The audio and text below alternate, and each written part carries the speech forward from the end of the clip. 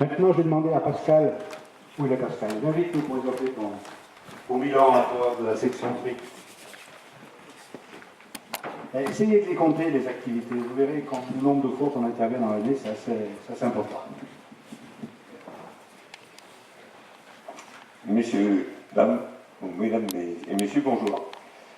Donc, alors que je commence toujours par un petit état des lieux de nos ruisseaux, je vais commencer aujourd'hui par mon inquiétude. Il s'agit de l'évolution du climat, même si l'on ne peut pas faire grand-chose pour changer nos habitudes, nous nous rendons bien compte que le climat change. Nous battons d'année en année des records de chaleur sur certaines périodes qui nous posent de gros problèmes pour la gestion halieutique.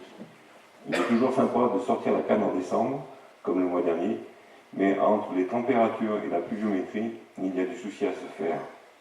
Alors que nous rentrons dans une année élective, j'espère que les futurs candidats seront attentifs à nos préoccupations, même si malheureusement, j'en doute un peu.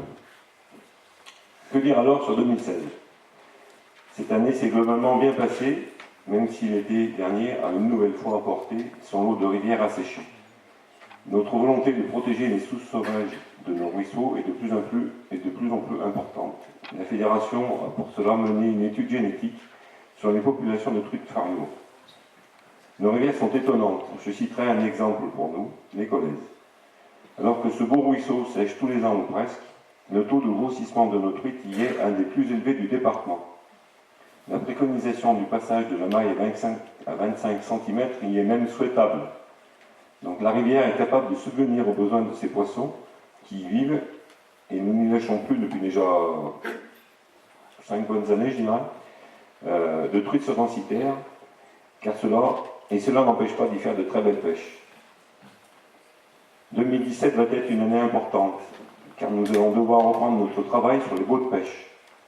Suite aux expertises juridiques de la Fédération, il s'avère nécessaire de remettre à plat tout le travail que nous avions fait il y a de cela quelques années. Nous devons donc faire re-signer toutes les conventions pour obtenir le droit de pêche, afin de synthétiser ces documents sur logiciel à la Fédération de pêche qui en assurera le suivi dans le temps, afin de faciliter le travail de nos gardes-pêche. Suite à la signature du contrat de rivière Marais-Bonson, la communauté d'agglomération avec son vice-président Robert Chapeau, il y a eu un petit changement depuis. Oui, non, il y a un complément. Il y a un complément, voilà.